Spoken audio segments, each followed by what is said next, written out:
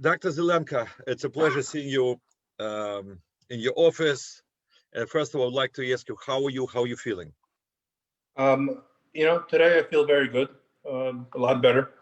I've had some interesting things happen the last week, which were very scary and dangerous, actually.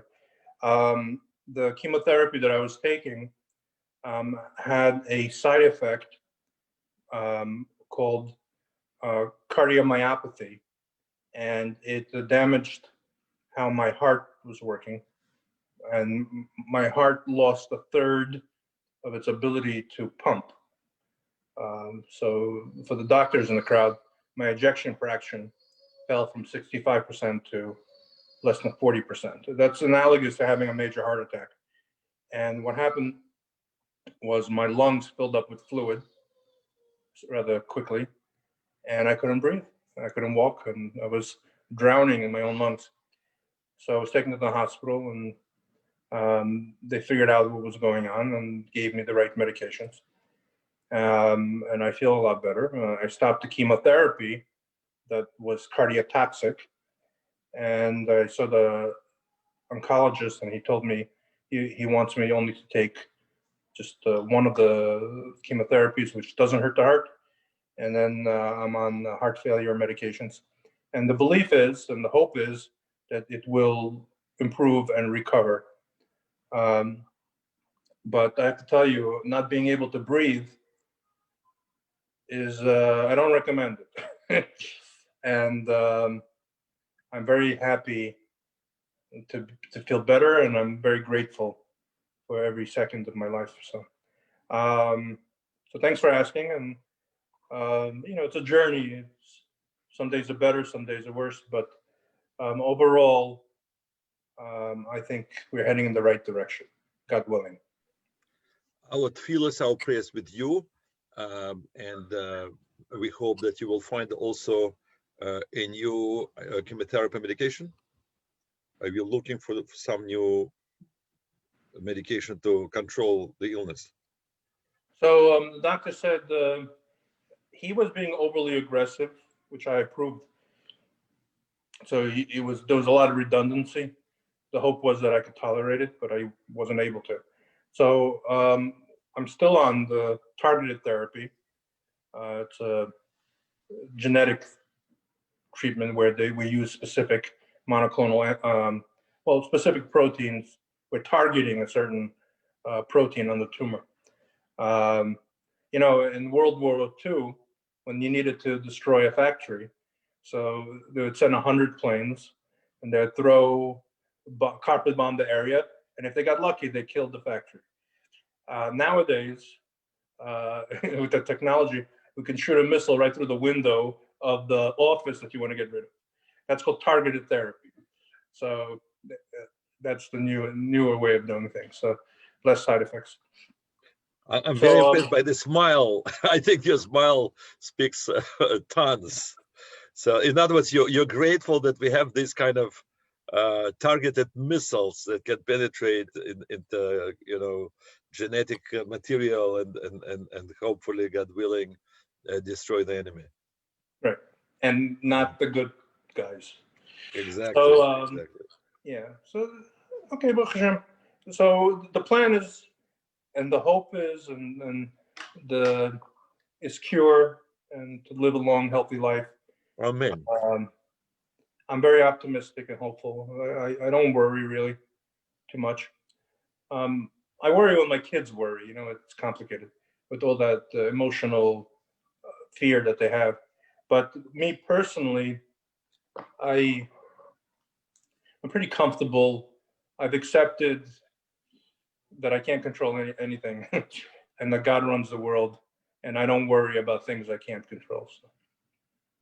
But nevertheless, you did control a lot in terms of coming up with the Zelenko cocktail and the gun and the bullet idea. And I heard that you're about to publish an amazing article in the Jerusalem Post, which will be read by millions of people. Can you update us, please? Yeah, the editor of the Jerusalem Post contacted me, he saw one of my interviews that I did with in Israel with Mr. Barry Shaw and Professor Dr. Harvey Risch from Yale. And it was a very powerful interview. The two of us spent 90 minutes basically educating the entire land of Israel about what's really going on. And I know it went to hundreds of thousands of people. It was witness, it was seen by. So he saw it. He was very, he liked it, impressed. So he reached out to me and he asked me if I would do what's called an op-ed. I didn't even know what an op-ed is. I had to look it up. It's opposite the editorial page, which basically means that in the newspaper, you have writers that give their opinions. That's called an editorial. But sometimes a newspaper will invite an outsider who's not part of the newspaper to give their opinions. And that's opposite the editorial page, op-ed.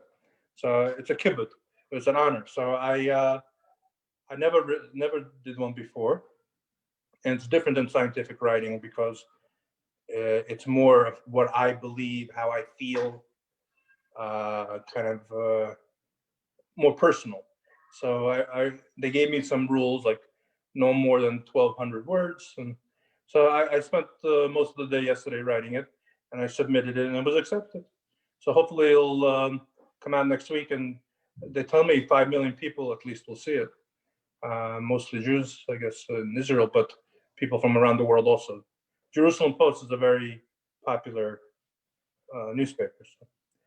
So. And I'll read you just the opening paragraph, and you'll get the gist, the nekudatumtis. It's called Choose Truth and Choose Life.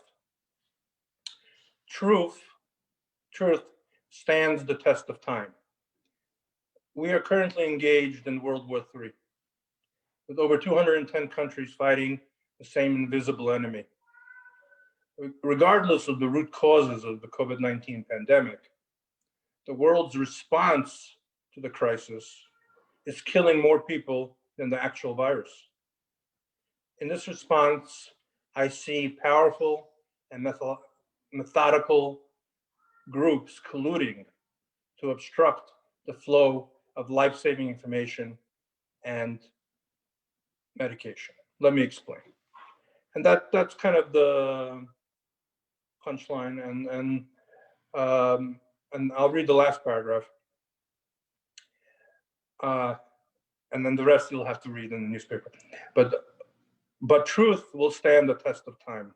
In the meanwhile, perhaps if the politicians, big pharma executives, and everyone else were to remember that each of us, including the old and those with comorbidities, are made in the image of God, and that life has sanctity, then perhaps thousands more won't needlessly have to die while the truth struggles to set itself free. Thank you so much. I hope that and pray that this article will make an impact, and hopefully will wake up people around the globe, and they will, take some action. But I also wanted to ask you comments on like latest discoveries. First of all, I believe that there were some indications or some actually articles published once again showing that your cocktail is effective. This is no longer even a new thing. It's just reinforcing the established scientific consensus that anyone who is intellectually or scientifically honest will come to the inevitable conclusion that there's absolutely overwhelming statistical evidence that early intervention in high-risk patients with a antiviral drug approach, in most cases using hydroxychloroquine and zinc, but there are others, reduces hospitalization and death by between 85 to 90%. So there's absolutely no moral, scientific basis for even denying that anymore.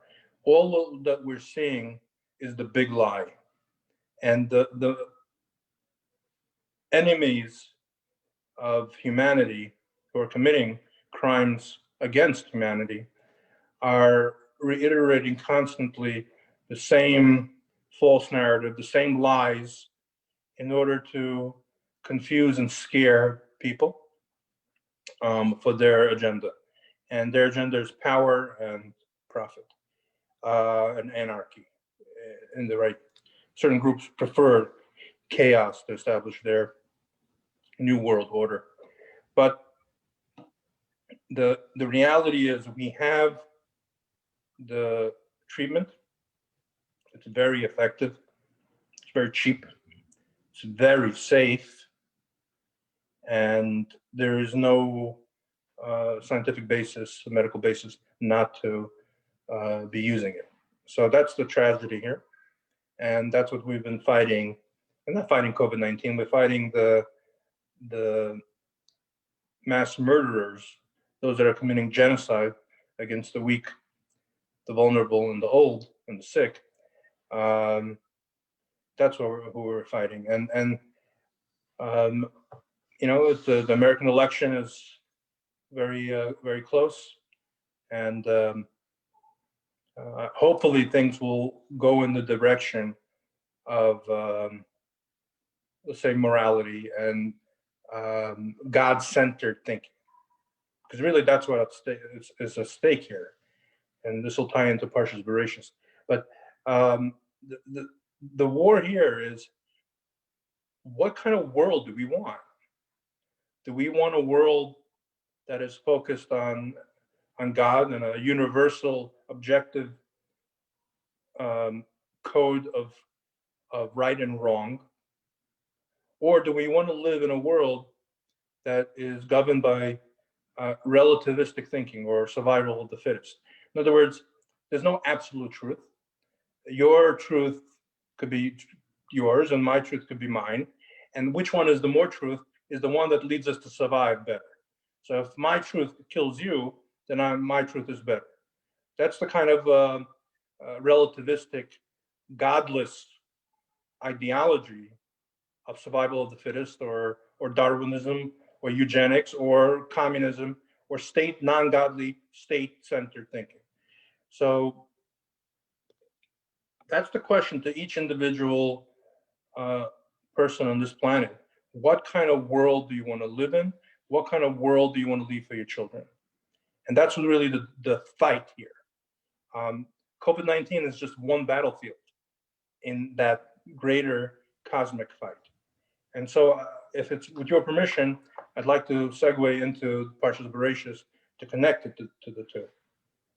You know what I suggest? We can, of course, do it. I thought we are going to make a separate one.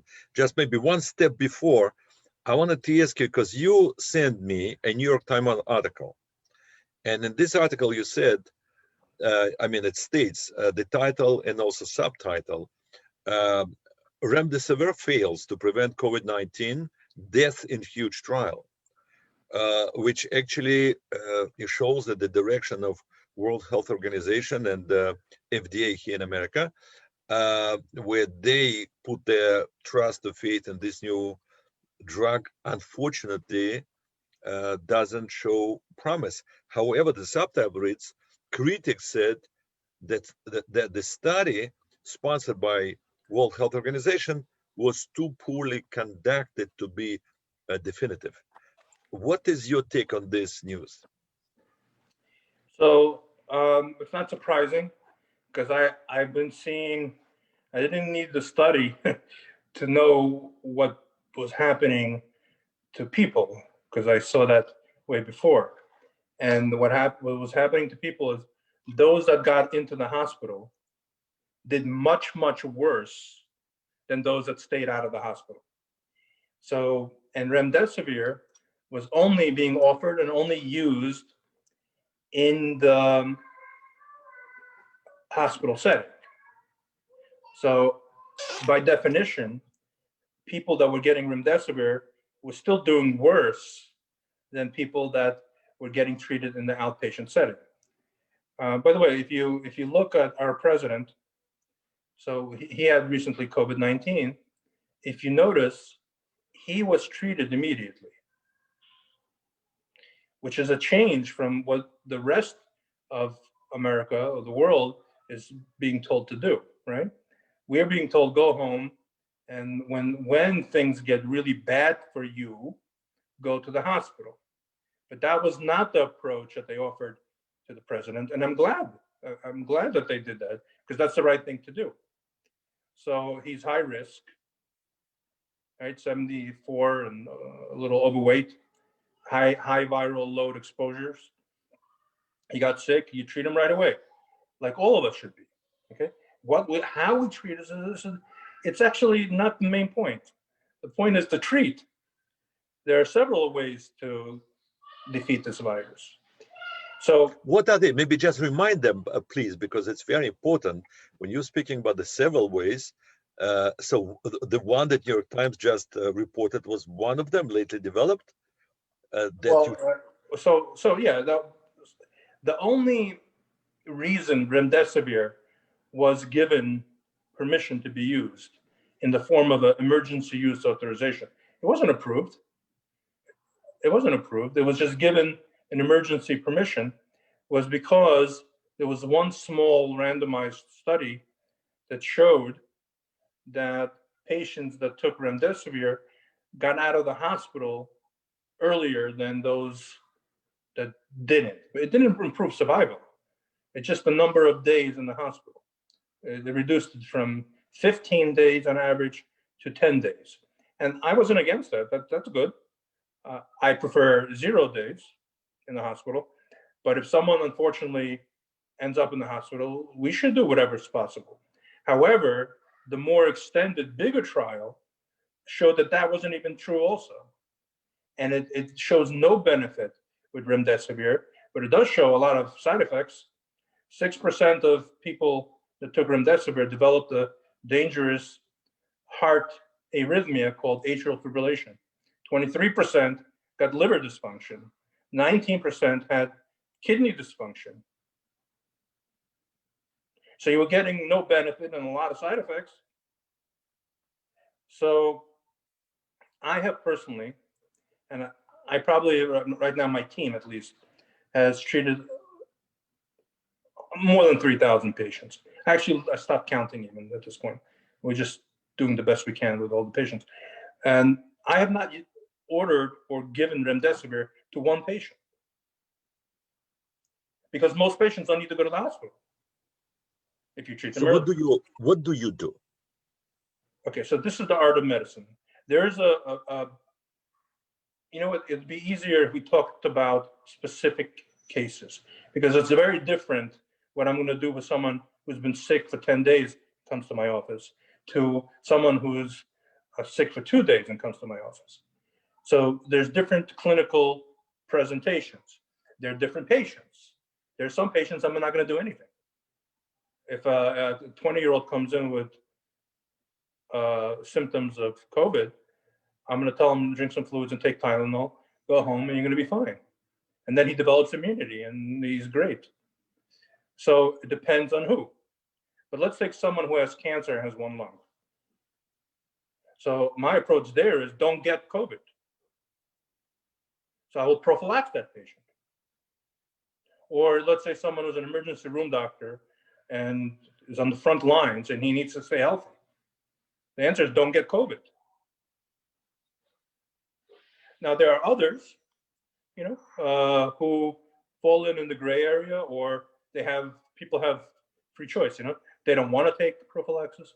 So those patients, my recommendation would be take some precautions. Don't go to the shul with 300 people. Okay, you don't want to take it, you want to be in action, good. But don't go expose yourself. Don't be stupid. And if you are going to go, maybe you should keep a distance from other people. That's not my first choice. But depending on the situation, I'm going to recommend the safest course of action for the patient depending on the preferences of the patient. Now, let's say someone comes to my office and they're sick, and they've been sick for 2 days, and they're 65 years old, they have diabetes. Okay, so this person is really in danger if it gets out of control. They're not in danger when I'm seeing them. But if I don't treat them, they're going to get into danger statistically. So these patients I'm going to treat right away based on clinical suspicion. If it seems to me that they have COVID, they have COVID. I'll do the testing, but I'm not going to be an option and not treat them. And how do I treat them? I'll give them hydroxychloroquine. I'll give them zinc. I'll give them azithromycin, or maybe I'll give them doxycycline, depending on patient preference and allergies. And then, but let's say that same patient is having shortness of breath. They came, well, if they have shortness of breath, it doesn't matter when they come. So I'm going to give them steroids. And I have 2 ways of giving steroids. I can give oral steroids, like dexamethasone, or I can use a nebulizer of budesonide.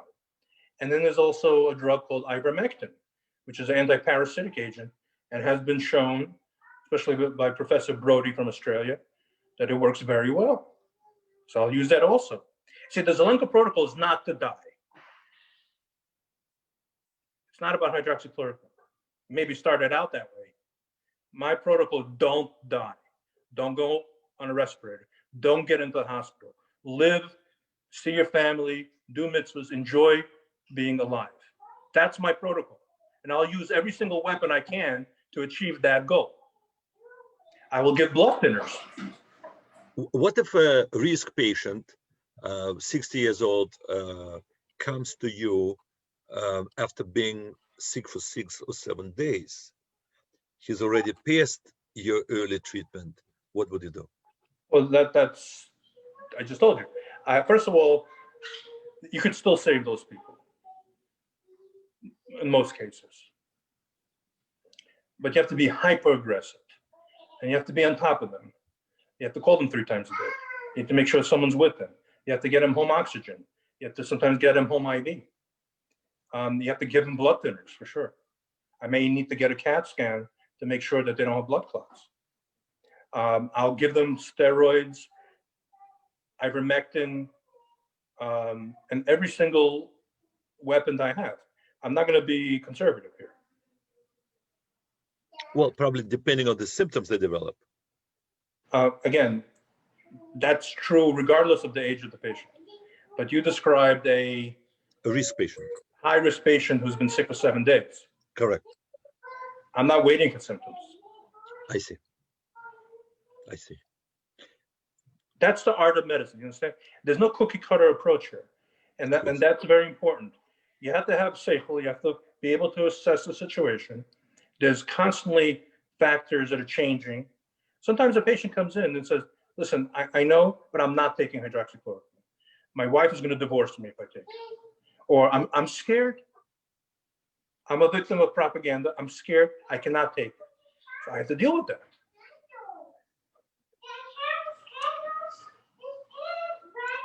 Wonderful. I want to thank you. And I think we're going to make another video right after this one. But meanwhile, I want to thank you so much for once again providing clarity and my blessing. And I really would like to see that many doctors and medical institutions should come together and actually provide clinical data once and for all, clarifying and removing all the doubts, because people are confused. We're really looking forward for clarity. We're all looking for clarity.